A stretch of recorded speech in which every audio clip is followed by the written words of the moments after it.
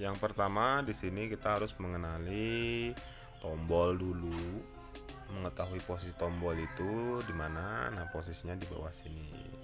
Kebanyakan mesin jahit posisinya di bawah sini, di bawah sebelah kanan. Ini untuk on, menghidupkan. Ini untuk mematikan.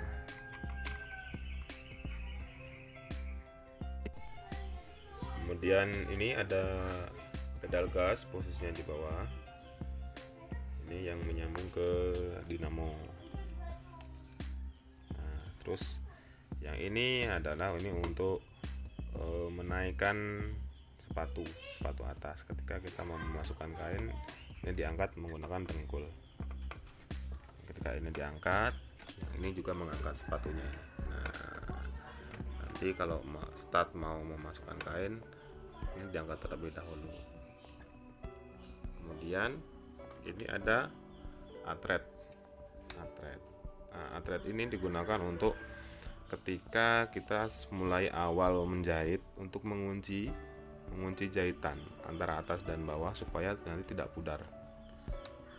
Nah, atret ini biasanya digunakan hanya ketika mulai menjahit dan di akhir menjahit menggunakan kuncian ini.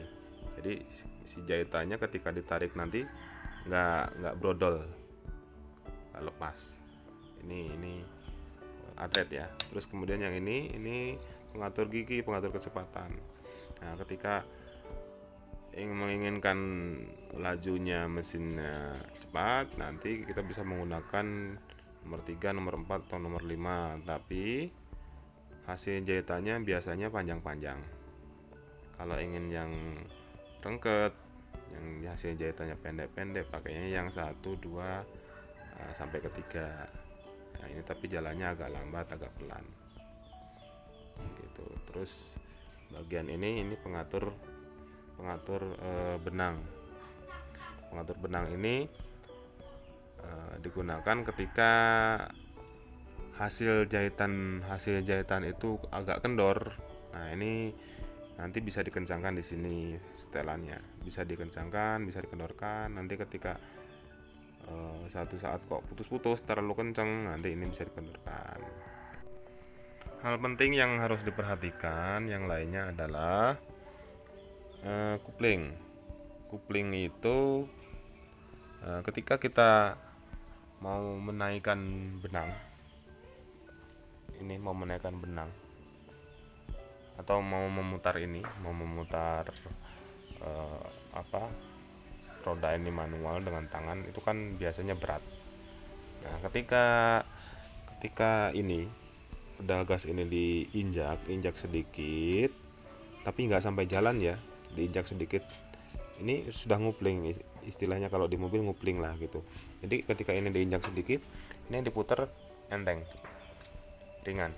Nah, kalau nggak diinjak ini agak berat muternya gitu. Nah, ini biasanya ketika kita mau menarik benang, ada benang yang putus, diangkat ke atas, pakai ini.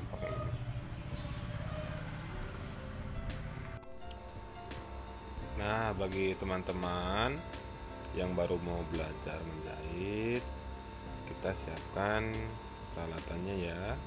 Yang pertama ini gunting, yang kedua lembaran kain. Ini nggak perlu besar-besar dulu ya, kurang lebih 50 cm persegi.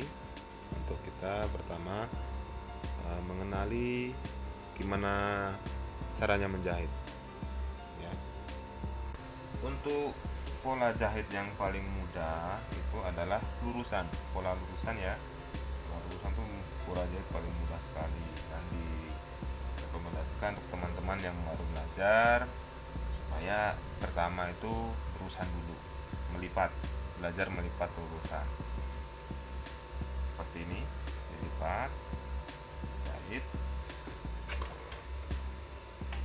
Nah, kembali ke atlet tadi. Nah, ketika kita mau start menjahit, mulai menjahit, ini harus diatlet dulu, dikunci dulu. Ini mungkin 2 atau 3 kali